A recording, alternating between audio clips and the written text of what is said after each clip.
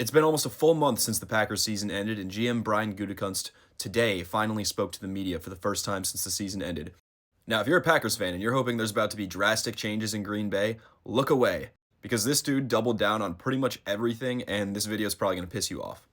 So the most notable and most confusing thing he did was basically say that he's very happy with the special teams production recently, and he backed Rich Bisaccia, said that he has a lot of faith in him and the whole building does. This was definitely the most infuriating and honestly just confusing thing he said, because I don't understand how you can look at these special teams rankings over the years and say that the unit is improving. The Packers special teams has been a bottom 10 unit for 10 straight years. I had to check that that was right.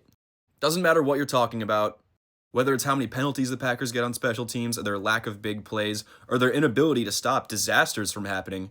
Anyone with a set of eyes know that this unit has really struggled, so this is pretty disappointing to hear him say. Counter it with some good news. Tucker Kraft is going to get extended. He basically confirmed that. Even in spite of his ACL tear, I'm still very happy to see this. This team needs guys with energy, just absolute dogs so badly. And on a team that lacks energy, Tucker is one of the few players who just really feels like he cares. As usual, Brian kept his cards pretty close to his chest. It's the Packer way to be extremely secretive. He said that Nate Hobbs, Aaron Banks, and Rashawn Gary, basically anyone on contract, he expects to be back in 2026. We know better than this. I would pretty much guarantee that of these two or Rashawn Gary, especially Elton Jenkins, they're gonna cut somebody.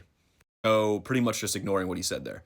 And if you want more proof that he was essentially lying about the fact that all these guys are going to stick around, he also said he feels like the Packers have a lot of flexibility to be active in free agency if they want.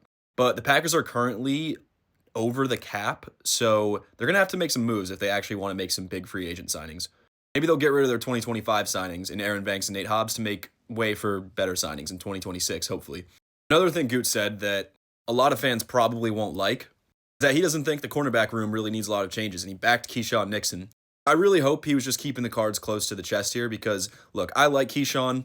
He plays with a lot of heart and a lot of energy, but Goot is kidding himself if he thinks this guy can be a cornerback one. If he was like the third best corner on the team, I think we'd be in a good spot. And I really wish the Packers would just make him return kicks. He's good at it. He really shouldn't have a choice. So the main takeaway here is that Goot, he likes to keep his cards close to the chest. There will be changes. He said they would keep Aaron Jones in 2024, and then they got rid of him weeks later. Packers are just a franchise of secrecy and tradition. And part of that tradition is they're not going to make any major changes. So for anyone hoping for a completely different type of... So if anyone was crossing their fingers for a different strategy or culture change in Green Bay in 2026, you're going to have to wait at least another year.